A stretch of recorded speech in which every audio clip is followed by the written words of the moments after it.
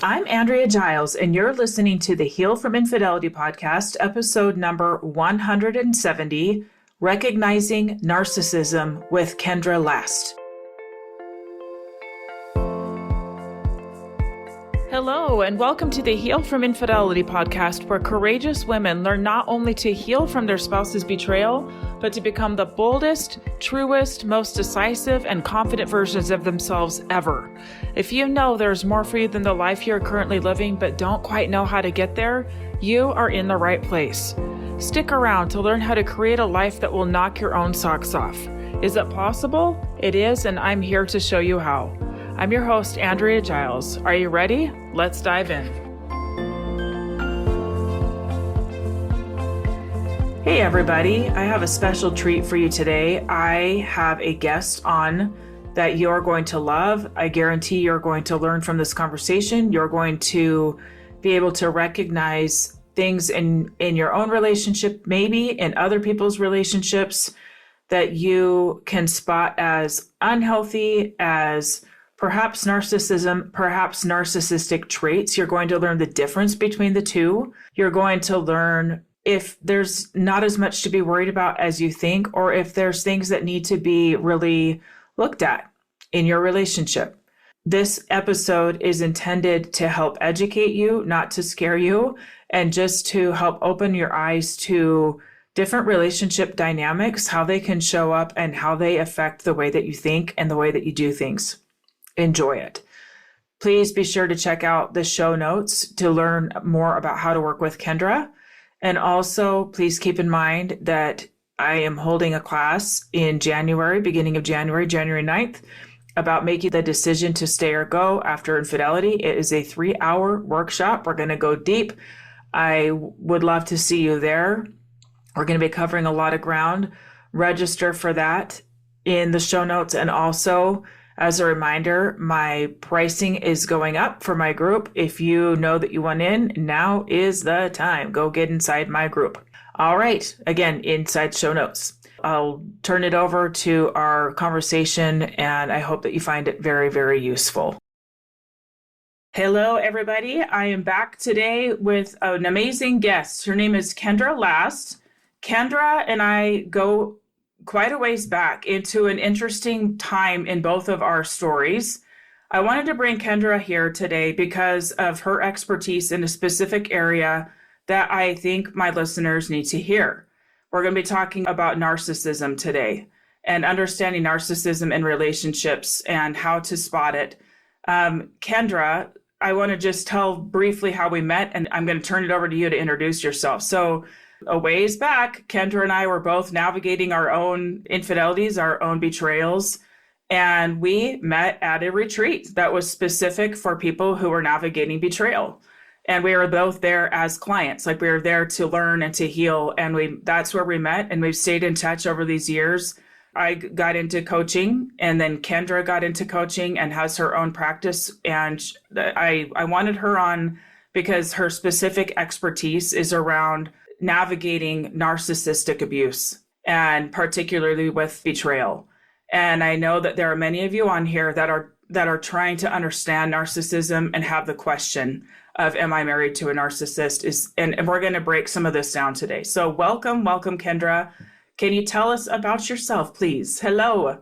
Yes, hello. Thank you so much for having me. I'm a certified life coach, but decades ago, a little over a decade probably, when we met, I was not a coach, and I was needing coaching, and I was needing therapy and help and things like that. And now looking back, it's such a beautiful way to kind of turn that pain into purpose, to be able to now help other women heal, which is so important. And, you and I kind of had a turning point at the retreat, and now we both run retreats to help women, so there's just so many ways in which we can help. But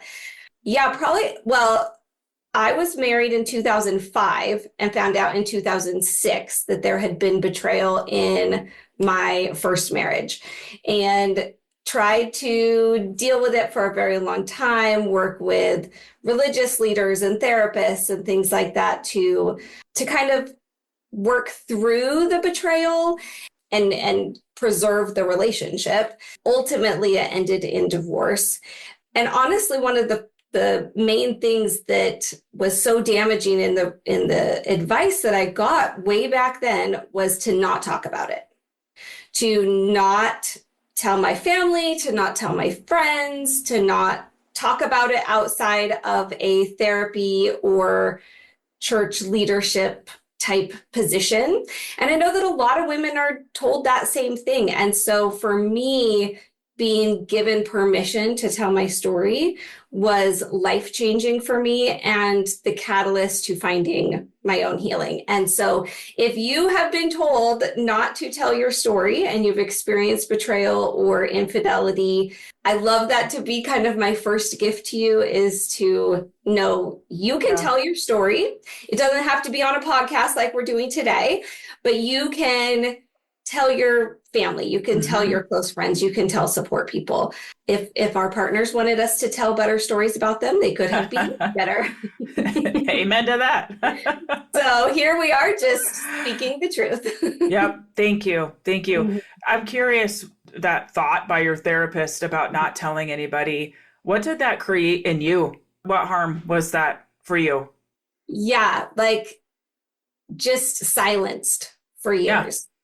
And you know, it's interesting because so many of my clients now come to me and they're like, I have these gut issues, you know, like diagnosed gut issues, or I have like just different conditions. Well, I felt silence, like, you know, my throat and my voice was closed off, and I ended up with cancer in my chin, like throat area.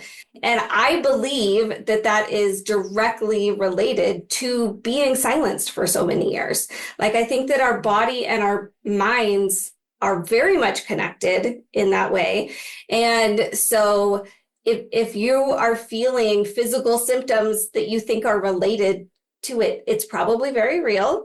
It can be connected. And so definitely seek professional medical help for things like that. But yeah, it just really created this belief that my story and my part of this was not important, and that protecting his betrayal and protecting his kind of reputation and good name was more important than my comfort, or that his story was worth more than mine, I guess. It sounds very shame-inducing to me. Yeah, totally. Like keep quiet, right? Mm-hmm. Keep quiet. That's very sad. Mm-hmm. So tell us, Kendra, I want to shine a light today on narcissistic abuse. Yeah. And I want to hear more about your story, about how you came to learn that it was narcissism and your journey with this, and even into your second marriage. Kendra will share that she was married a second time and left. And as much as you want to share, I know will be very, very useful to our listeners today. Yeah. And so my first marriage is where the betrayal happened in the marriage relationship. And then my second marriage, I thought that if I could just find somebody who was not a betrayer, who could fill in the gaps, who was religious, and, you know, like I had this list of things. I thought that if I could just find that person, everything would magically be better. And marriage would all of a sudden be happy and wonderful. And I found somebody who was very good at pretending to be those things until we actually ended up married. And then I realized he is a covert narcissist. It took many years to get to that point. I went to a therapist for help with the marriage. And on our very first meeting, she said, Kendra, you're married to a covert narcissist. And I was like, oh, no. You just don't understand. Let me explain it better. And every three or four every 3 or 4 sessions, she would remind me, Kendra, you're married to a covert narcissist. And it took over a year of her telling me that for it to finally click in my own mind and my own knowing, this like, oh my gosh, like you're so right. And when I looked at the list in the DSM of like all the specific traits of a covert narcissist, he met every single one except one. So it's like, okay. And I think you have to meet like 7 out of 10 to be diagnosed. Mm-hmm. Yeah. So tell us about in your first marriage where it was more, just tell us a little bit more about your experience in that, like how you came to knowing like this is a narcissist, I need to leave. Tell us more about that. Yeah. So I don't know that I would call my first husband a narcissist in the diagnosable sense. He's certainly selfish and childish. But when I decided to leave there too, I just decided that I deserved to be told the truth too, and decided that the lying, like the continued lying, was as bad or worse than the continued betrayal that was happening, and just decided that was time to leave. Okay. When I decided with my second husband, who is a covert narcissist, like it really just kind of all was building up until one moment. And I like to describe it as like being suffocated or crushed to death by a pile of feathers. And so when other people see it and when you describe it to other people, they're like, well, what are you talking about? It's just a bunch of feathers. Like a feather is not harmful. It's just a bunch of feathers. Mm-hmm. Or like bleeding to death from a million paper cuts. Yeah. Like any one paper cut, not a big deal. But when they literally cover your whole body, it's a big deal. And we were leaving on vacation and I had saved up the money to take me, my husband, my kids, my stepkids, everybody on this big grand family vacation, 10 days in Mexico. And I had paid for the whole thing. And like, there was nothing, absolutely nothing that you could do to dampen my mood. I was so excited. And this is like later when we talk about ways to tell if you might be in a relationship with a covert narcissist, this is one of the ways. And so if this story resonates with you at all, just take note of it.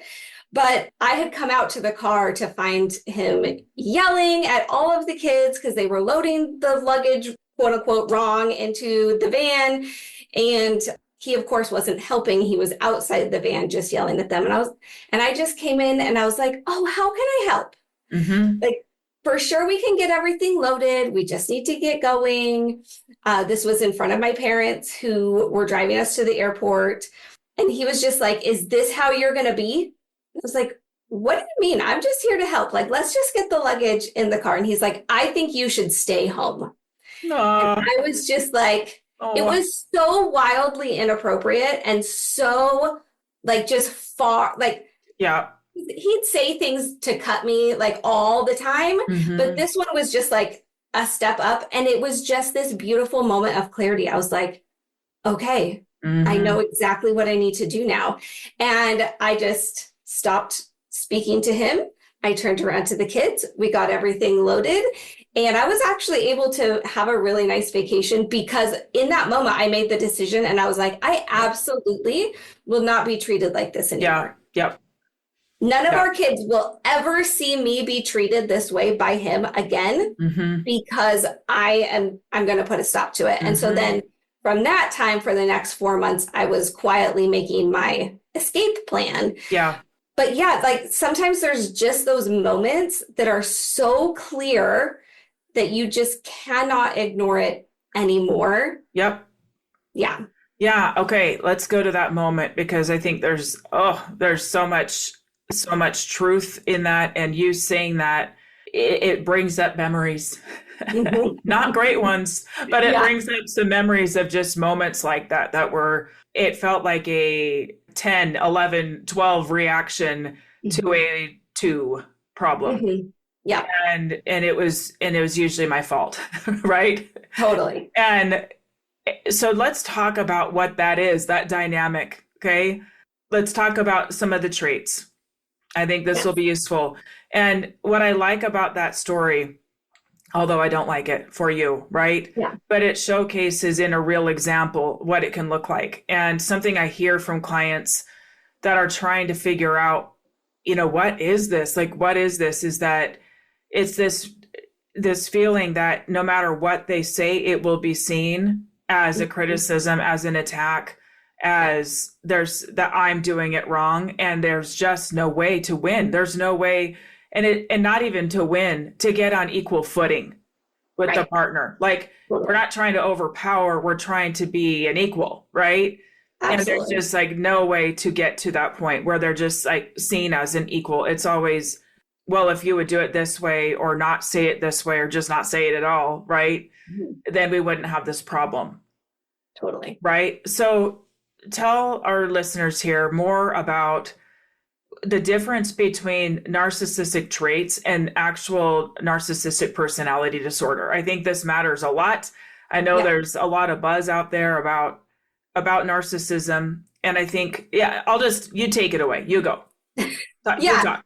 Go. And most narcissists who do meet all of the criteria to be diagnosed as a narcissist, most will never be diagnosed. And the reason for that is because they will never self-disclose Right. They won't tell all the of truth. the bad behavior that they are doing. And so when they are diagnosed, it almost always or always involves the participation of a close loved one who will help explain their true behaviors and the intricacies of how relationships work. Because they may even be truthfully, telling that person, like, well, I said this and she did this and I said this. And when you look at it that way, it doesn't look narcissistic. But when you look at it from the lens of this has been going on for years, the reason her reaction is so big is because it's in response to years of, this other behavior, which is also kind of ties back to that feeling of, being crushed to death by feathers. It's like when you look at any one thing. And so to understand narcissists, you have to look at a bigger picture. You have to kind of zoom out and look at things over time. Look at how you're feeling in that relationship over time. And the only reason that you would want a diagnosis or to self-diagnose, if you will, to decide that you're going to say, my partner meets enough of the criteria, I'm going to say either to myself or to whoever, he's a narcissist or she's a narcissist, is for you. Because so helpful. So helpful. Yeah. Because when you understand that this is narcissism, that this is something, that we could go into, well, is it then their fault? I don't really want to go there. But if it's narcissism, it's not you. So even though they have been blaming you for all of the things, to understand, oh, this is narcissism, so it's for sure not me. Yep. Whether or not he or she has control over it, could change it, like that's not for us to decide. Nope. But either way, whether they can change it and improve or not, I certainly can't have any control over it. And so to be able to label it and say, yes, my ex is a covert narcissist, helps me kind of heal and kind of like, as I go back and think about different times, like leaving on the vacation, I can see it so clearly as this was narcissism. This was not me. Yep. I didn't come in and say the wrong thing. It wasn't the kids being bad or wrong in how they did it. It's like, this was a happy moment, which is another way that a clue that they might be a narcissist is they want to sabotage all of the happy moments that you have. And so if it's anything that is specifically focused on you, like Mother's Day or your birthday or even Christmas, because you are getting some attention to, they will try to sabotage those days. And so I see that vacation as kind of one of those holidays. I was so excited about it. I had been saving up for months. I had been working extra hard. And so he wanted to sabotage that happiness. I want to thank you. That was so, so helpful. Something in particular that you said that I find just so useful for my listeners is this piece of you having it for you. Like you having that understanding for you. I remember in the same place that you and I went when we met, I was in group therapy. I had individual therapy, did all kinds of things. And I remember one of the most useful things for me there was literally like in a group setting, having it spelled out on a board, like a chalkboard, what like the stages of the things that happened in my marriage. I'm like, what? Like, I thought it was me. I feel like a crazy person. And to literally see somebody put it on a board was so relieving. Yeah. Like, oh my gosh, it's not me. It wasn't me, you know? Yeah. And that's not to say, Kendra, that something I talk about a lot is like we set ourselves free when we do look at our part and hand over what is not ours, right? Yeah. And there's always going to be parts in a relationship where we all always are growing and maturing and learning, and that stuff's normal, right? Like there always will be times where we get triggered and don't handle a conversation well. But what we're talking about here is very, very different. Mm-hmm. And that to be able to go, this isn't me. This is not me. And really the question of, we can get so caught up in can he fix this? Can he not fix this? Will he come around? Will he not come around?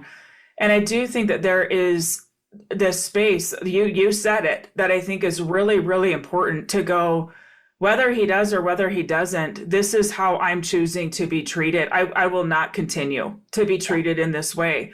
And we can hope for the best for them because generally we care about them. But it's like, I'm not going to hold my breath anymore and wait on something that I don't know will ever happen, right? Anyway, yeah. So tell me, for you, just in general with the women you work with, and even for yourself, what makes somebody a little more susceptible or vulnerable to pairing up with a narcissistic individual? Totally. Yes. And I have a list and I will do that. But just kind of to answer a question maybe you didn't ask when you were talking about seeing the stages of your marriage and your life on the board, that moment for my clients is when we talk about the stages of narcissistic abuse. There's the love bombing, there's the devaluing, and then there's the discard. And the most dangerous part is the love bombing.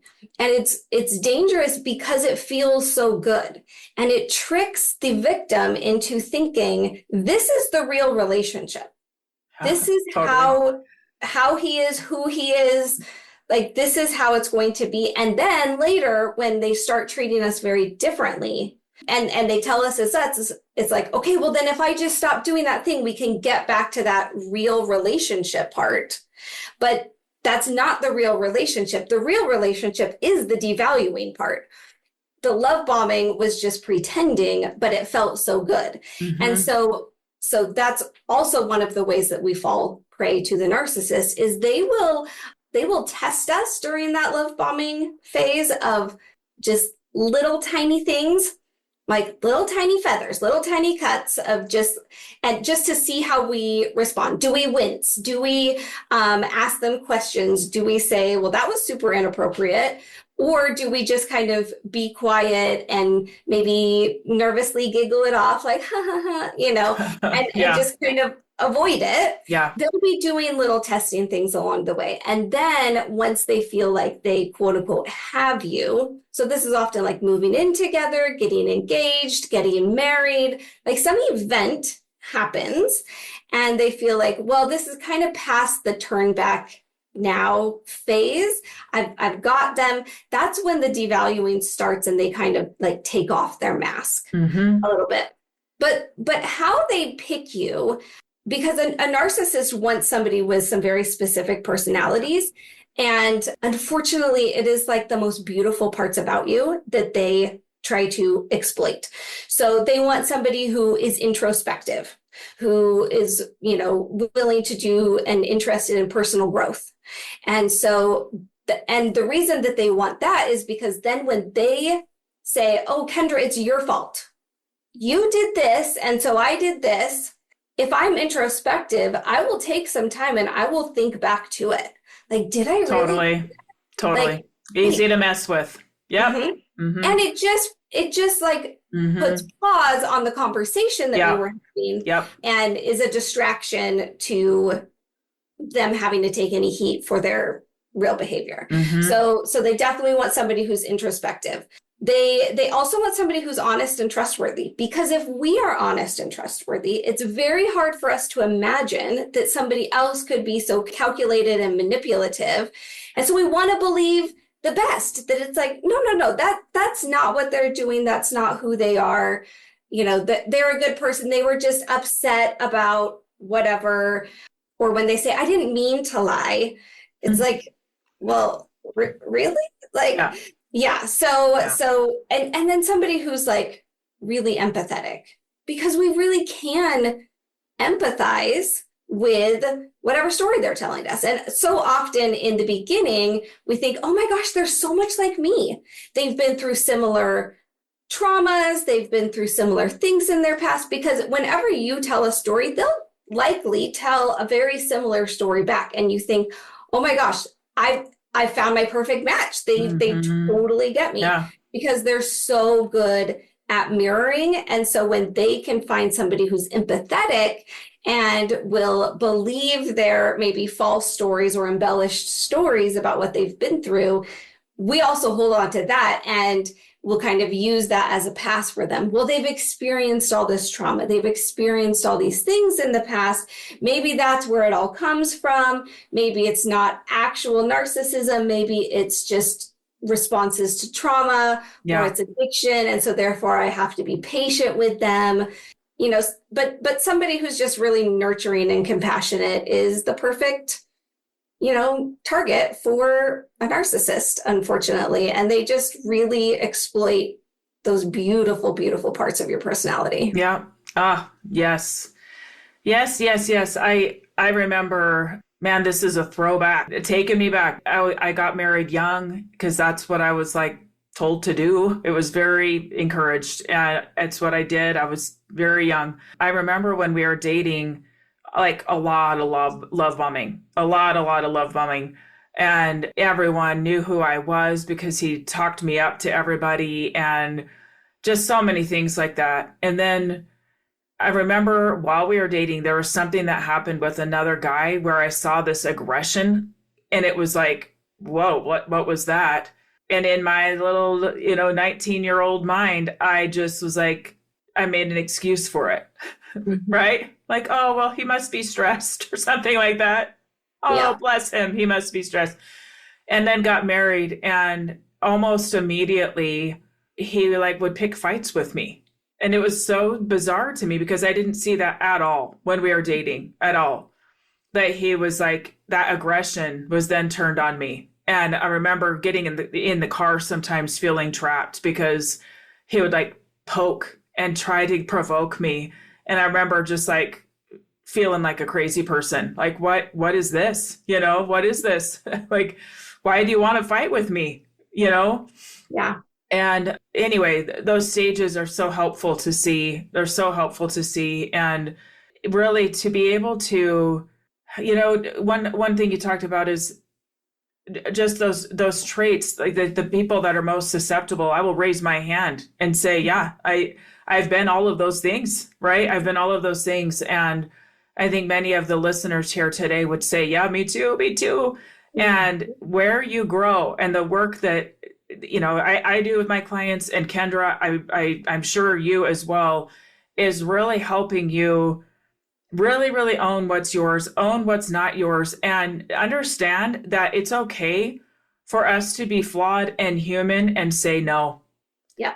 And I've come a long way with this, but put so much pressure on myself that I couldn't want more until I reached some level of perfection or darn close to it, And now I'm like, I can want things just because I want them and be a flawed human. What? Who knew?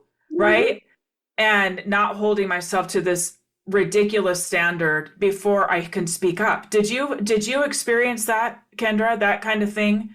Yeah. And I had so much pressure put on me that, divorce was failure.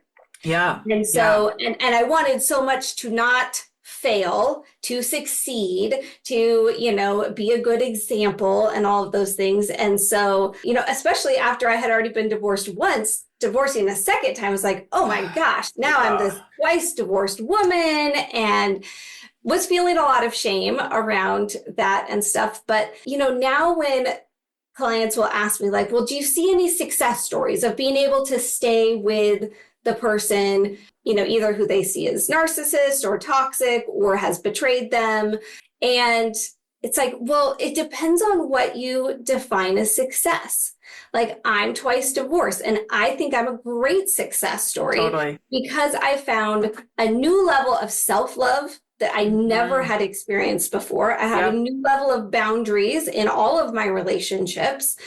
And I just feel like I've reached this freedom part of life. I'm free to live and love myself and to say no to things and to be flawed and to just like truly be a human. Amazing. I think that's one way of success. And then like, are there successful relationships afterwards? Yes, there are. Yeah. But it just depends on your choice in the matter, right? Like, you get to choose why you're staying. And that's one of the reasons, like, that's one of the things that I really help my clients do is understand their why. All of the options are available to you. There's probably 100 options to any like question. There's not just, can I stay or can I leave? And that it has to be super black and white, those two options. And so I really help them explore what are those options and then why are you picking the one you're picking? And it's always the right choice if it's the right one for you. Yep. Amen to that. But you're right. There's so many nuanced ways of staying, of going, and at the end of the day, it is about, can I get behind it with full integrity in a way that feels loving to me, right? Yeah. Totally. And the answer to that is so individual, because what's okay with one is not going to be with another, and that's okay, right? And I want to say there's so much narrative out there around narcissism, and if you suspect you're with a narcissist, to run and get out. And I will say, I still maintain that I believe in people, and I believe that if somebody really wants to change, most people are pretty capable of it. Most people can. The problem is, you nailed it earlier on in this conversation, that a true narcissist will probably not get a diagnosis because they will not self-reveal. They just won't to anyone. And that is the piece that's like, if this person is not willing to just lay the cards on the table and go, this is what is real, this is what is true, they can't ever be honest. They can't ever fully be honest, right? But I do think that people can, because we're in this space, I work with, my whole podcast is infidelity. Infidelity can be a big enough crisis that cracks things open enough for someone to go, what have I become? Who am I? Who even am I that I would do this thing? And I see that all the time. I do. I see it all the time with people who use it as a catalyst to see themselves, often for the very first time. Yeah.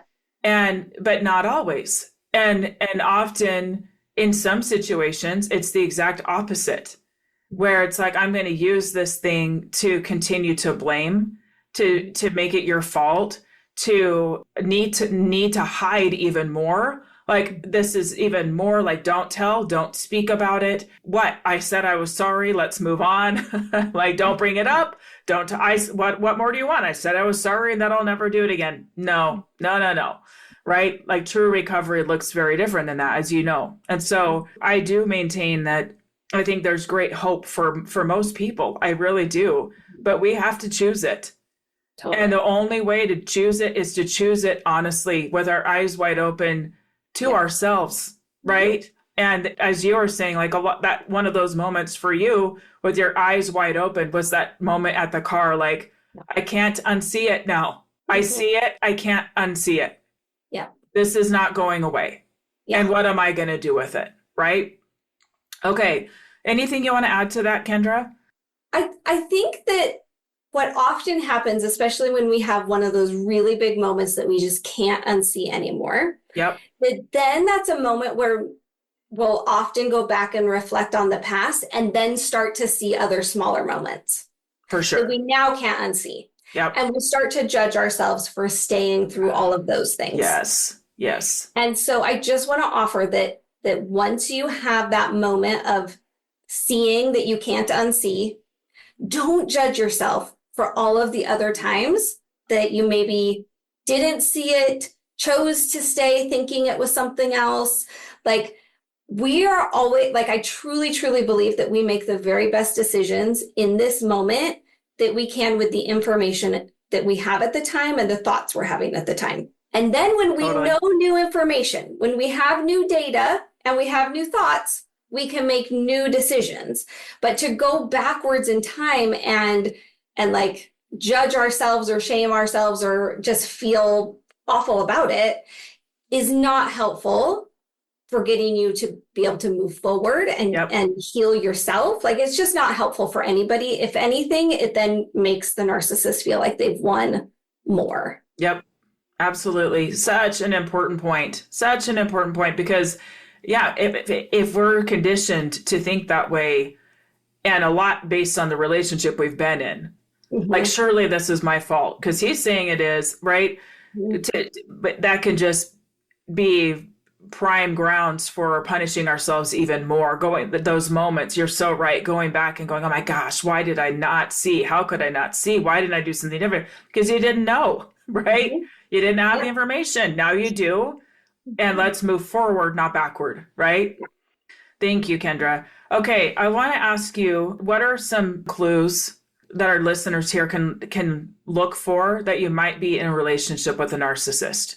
Yeah. Okay. So this is I'll give a few examples. This is definitely a partial list. Yeah. So there's a 1,000 other things, but these tend to be the most common things that I see with my clients and that I also experienced myself. So one is you might find yourself apologizing for things you didn't do or say just to keep the peace. This often happens, especially if you bring something up to them that they are maybe doing. And then it somehow gets turned around and you're just so done with the conversation and you just feel like your brain has been spun in 1,000 different ways. You're like, okay, I'm sorry. I shouldn't have brought it up. I'm sorry. I should have, and then you walk away and maybe a little while later you realize, what the heck? I was just apologetic? Like, what? Yeah. What was that? Yeah.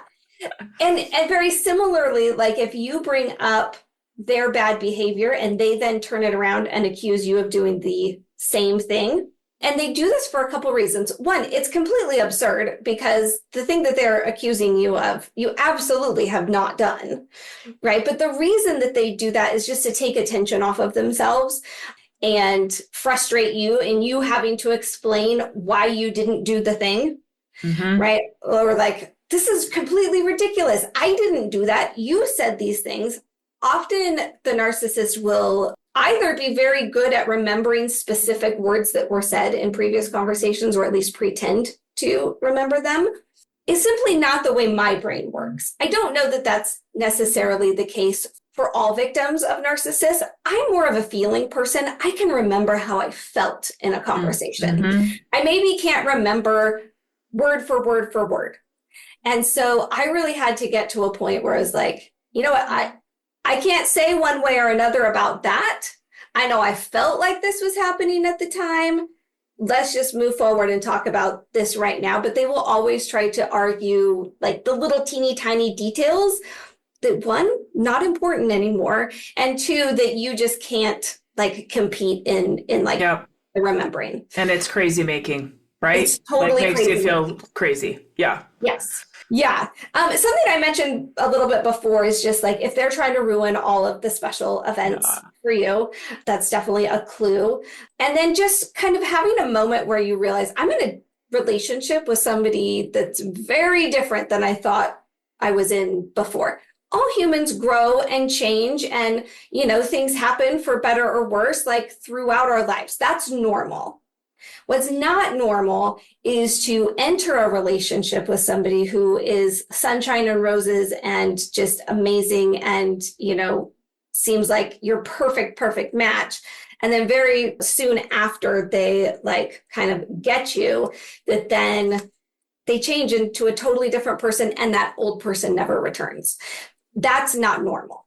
So recognizing big changes in their behavior could be a clue that they're a narcissist. So good. So good. Thank you. Mm-hmm. Thank you. Thank you. All right.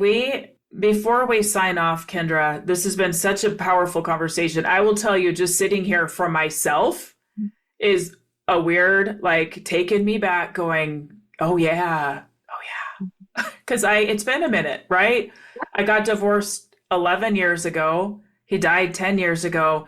And there's something about the death piece that it's like, I don't want to think about it as much, and it just brings it back. Like, oh, I remember this distinct moment when I finally shared with a good friend what was going on. I remember that moment where I was sitting, and her words to me were, Andrea, your normal meter is off.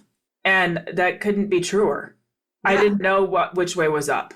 I was so twisted in my brain because it was intentional to confuse me, to keep me questioning myself, right? Totally. I would like you to share, first of all, if my listeners want to learn more from you, where they can learn more from you, what kind of work you do. And also, if there's anything else that you would like my listeners to hear today, what would you want them to know? Yeah. I love that phrase that, like, your normal meter or whatever is off. Like, so good. Because, like, that would be my number one suggestion, is to find somebody to talk to whose normal meter is aligned. Totally. Yes. Right? Like, whether that is a friend or a parent or, somebody, or whether that's a professional that you can hire, like me or you. But to find somebody, and bonus points, and better if it's somebody who's experienced it, who's healed from it, who's learned from it. Like, I've been studying this for years. I've been working in the betrayal trauma, arena for a decade. And so I'm a great resource if they're looking for a one-on-one coach. I coach exclusively one-on-one right now. But to seek professional help from somebody who's experienced it. I went to multiple therapists looking for somebody to help me, and they hadn't experienced it. They knew it by the book. Clinically, right? Clinically. But they couldn't really empathize or really point out some of those really specific behaviors. And so it does make a difference to be able to find somebody who's experienced it. I have two kind of paths that I work with people. One is just normal weekly one-on-one coaching calls. And then the other one is a VIP experience where it's multiple contacts a week, and we work together for a full year and really focus on that long-term healing and growth. And oftentimes that's making decisions. Do I want to stay in this relationship? Do I want to spend a few months really trying to water the grass, if you will, like the grass is always greener where it's watered. Do I want to spend some time really focusing on what's in my control to make the relationship better and see if it makes a difference? Like, there's just so many different paths. And so knowing ahead of time, hey, I've got exclusive access for a full year of really good support. It's really great, especially if you just don't have other supports, like a best friend or a parent or somebody that you can talk to. So there's those two different ways to work with me. I'm also an admin of a great Facebook group called Humans Navigating Betrayal. And so if people are looking for a free resource, they're welcome to join that group. And it's for all types of betrayal, but there's a lot of people in there who have experienced narcissistic abuse or have experienced infidelity.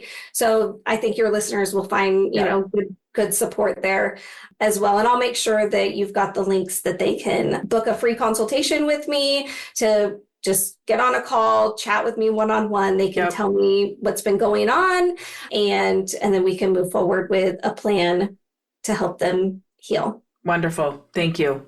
So helpful. And is there anything else you would like to say to my listeners before we wrap it up?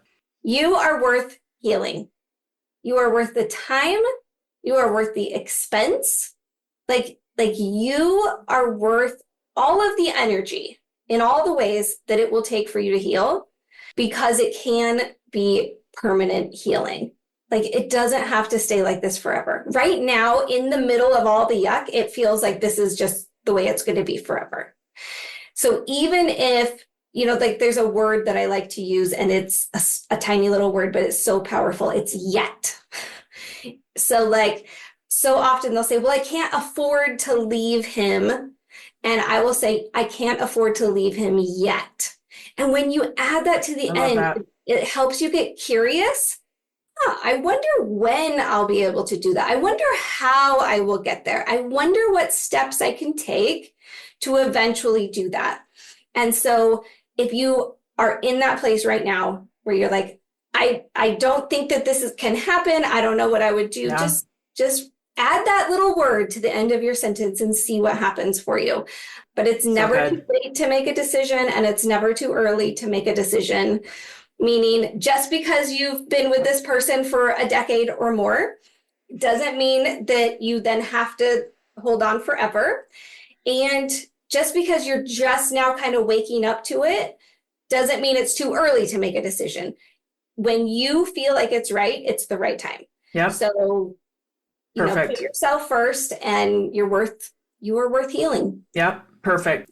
Thank you so much, Kendra. That was very, very helpful. I know this is going to be one of those episodes that people re-listen to and go back for more gems and take notes and really dig deep with. And that is the purpose, right? To help people go deep and into their own heart, into their own truth, and really be honest with themselves about what they want, right? About who they are and what they want. And I think this will really help shed some light on that for a lot of people.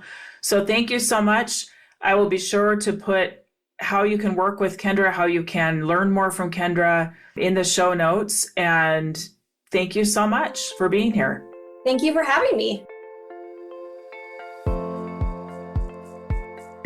Thank you for listening to the Heal from Infidelity podcast. If you would like to be kept in the know about upcoming free classes, new podcast episodes, and other ways of working with me, go subscribe to my weekly email. You can subscribe at AndreaGiles.com/lies-about-infidelity/. Again, it's AndreaGiles.com/lies-about-infidelity/. I will see you next time.